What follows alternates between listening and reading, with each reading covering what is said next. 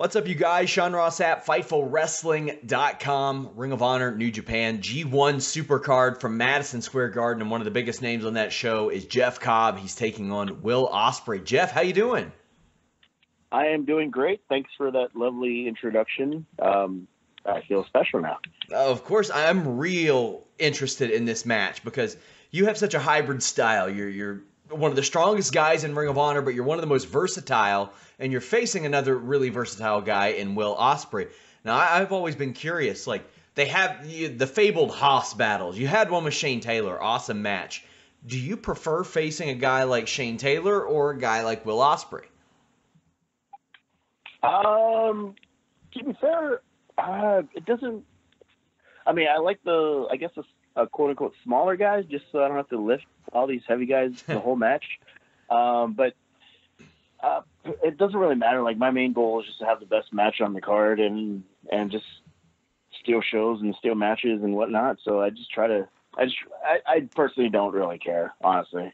I thought you and Shane did that at Ring of Honor's recent 17th anniversary pay-per-view. Tell me what goes through your head as you are eating a Canadian destroyer from a Shane Taylor. I don't really think of much. Usually, I pretty much at that moment, like that little those little video clips where it's like where it pauses and turns black and white, and like you're probably wondering how it got here, and that's pretty much what happens. Like, I sit back and I'm probably trying to think out how I got in this position, but. Well, you're in a really good position right now. You're heading into Madison Square Garden. How much did you know about the show when you were signing with Ring of Honor? I know that the date had been announced, but did that weigh into your decision to come to Ring of Honor? No. My decision to go to Ring of Honor was just, Christopher Daniels played a huge role in getting me into Ring of Honor. He tried to get me into Impact years ago. I first met him. I can't even remember the date, but I wrestled him in Hawaii. I think I was like maybe 2 years into wrestling or 3 years into wrestling. To be honest, I wasn't even good. I don't think I was good. Like, I look back and I'm like, God, I sucked. But I think it was like he was very instrumental, and I called upon him a few times throughout the years as my career progressed after I met him just for like little advice here and there. And, he was very willing, and like, he wasn't like, new number, who's this? He was pretty much, Hey Jeff, how you doing, man? And then, just proceeded to chit chat back and forth and answer any and all questions I had. So like someone like him who was working there, and he's like, hey man, I'm gonna try to get you in. Like, I'm in, man, let's do it. So like, it was definitely the Christopher Daniels thing definitely helped me go in that direction. As well as their relationship with New Japan. So that was a huge deciding factor for me signing with them and not with Impact. What did it mean to you for Ring of Honor to clearly be so invested in you? You came in and you went through all the top prospect tournament people, won the TV title in your first match. Big pushes aren't like a new thing to you. The PWG, you had a great tag team run with Riddle. You had the Lucha Underground run, of course. But Ring of Honor, another company, saying, "Yeah, we want to hitch our wagon to this guy." It's still pretty surreal. Like, I wasn't expecting something like that right off the bat, and at the same time, I wasn't expecting to go on like a 0-15 losing streak. But I didn't really. They didn't really give me much plans at first, and then they kind of gave me the storyline. I was like, oh, that's pretty cool, and then. It worked out for the best, I think, for both parties. Is there anybody that you've worked with in Ring of Honor that maybe you hadn't had that opportunity to work with prior during your time on the independent circuit or the aforementioned promotions that really surprised you, or maybe not even surprised you, but you were like, man, I've missed out working with this guy? Well, definitely, like, Shane Taylor surprised me. Like, I've known him for a while. Like, we've been on shows and whatnot. We've been friends, but we've never worked against each other. So just being able to work with him in Ring of Honor was really fun. Another one would have been like Hangman Page. I've known him for a while. Didn't really touch him too much. Or actually, I don't even think I've touched him maybe had like a tag match with like, or a multi-man match or something like that. But being able to get to work him at the December pay-per-view was great. And, you know, we felt like it was one of those things where it's like, you know, a lot of the focus was on other matches on that card and where certain people were going after that card, or if they're staying or going. And so myself and Hangman Page definitely had I don't want to say chip on our shoulder, but we definitely wanted to prove that, hey, you know, don't overlook our match, or don't second guess our match. We can definitely go when the lights are on. And I think a lot of general consensus too was like, you know, we kind of stole the show on that one as well. I mean, not to take away from that crazy ladder match, but definitely our match was ranked up, definitely up there, and you know, I'm proud of that. You're certainly in position to steal the show again at G1 Supercard, but there's also Jay White and Okada, the ladder match for the Ring of Honor title. From a visual perspective, what outside of your match are you like, man, I can't wait to see that one? Well, I mean, the Jay White Okada match, I watched at the Tokyo Dome live, and that was a really good match. So, you know, I think that one's going to, I mean, to be fair, I think all the matches that they have announced so far, I think are going to be really good.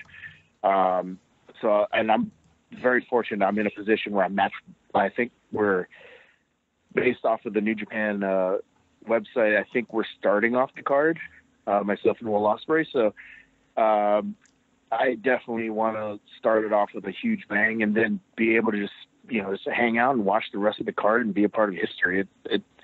I'm definitely going to be a fan after the 1, 2, 3 of our match, or whoever wins or whatever. Go back, do some interviews, rest up and catch our breath, and then turn into a fan for the rest of the night. I mentioned your former team with Matt Riddle. Do you keep up with him? Are you all still in touch? How does that go? Yeah, contrary to popular belief, if you go to a different company, that does not mean you lose contact with them. I still keep in contact with a bunch of guys on the main roster as well as NXT, and yeah, I'm super happy for him. And after this weekend, who knows? The Chosen Bros might have 2 titles in 2 different promotions, and you might see us on the town Saturday night somewhere. Speaking of, how long are you with ROH? Is this a long-term commitment? I know that you had to kind of wait out the Lucha Underground thing, but then they got a little more relaxed, and some other names have become available. What's your future look like in Ring of Honor? I initially signed for 1 year, and that was one of the reasons why, too, I decided to go with Ring of Honor was, Impact originally offered me a 2-year deal, and I was telling, I think it was Sanjay Dutt at the time, I was like, hey, man, listen, I just got out of a bad relationship with the Lucha contract, so I was like, I really don't want to be tied down for a long period of time right now, and, they really wanted to push for the 2-year contract, and I just didn't want something long-term right now, just for the fact that, again, I just got out of this crazy, quote-unquote, 7 or 9-year deal or whatever it was with the Lucha contract was, and yeah, I just didn't want to be tied down for so long. Were you surprised that there was a class action lawsuit against Lucha Underground that led to releases? Not at all. I wasn't. I wasn't shocked that someone finally. I was more shocked that it took this long for somebody to do that. It was good while it was going, and then it just no clue what happened. Like I wish I knew what happened. If they would just been more upfront and told us what was going on, I think there would have been a lot more less angry people. Mm-hmm. But a lot of people know about your wrestling background. A lot of people maybe don't know that you wrestled guy Yoel Romero, big name in the UFC now. What was that experience like? Well, I think I was like 20 or 21 at the time. And that dude, there was a reason why he's an Olympic medalist. Like, he just throttled the floor with me. But then backstage, he was like a super nice guy. So Yeah. I'm not shocked that he's how dominating he is in the UFC. He just needed that little time to transition from a wrestler to all-around fighter, and I think he's definitely reaping the benefits. And I think he's like, I don't know, I think he's in his 40s, but he's 41. Yeah, he looks really good for 41. He'll be 42 in a month. It's amazing. Oh yeah, for him to be that age and just dominating, and how explosive he still is, and a freak athlete. More power to him. And he's from Cuba. They've been known to fudge the ages a little bit. The guy might be 55 for all we know. Well, he don't look 55. Yeah, we might have a Danny Almonte Little League situation going on there. But Ring of Honor New Japan G1 Supercard, Jeff Cobb against Will Ospreay. I cannot wait for this match. Jeff, I want to thank you so much for taking the time to talk to me. My pleasure, man. Thanks for having me on.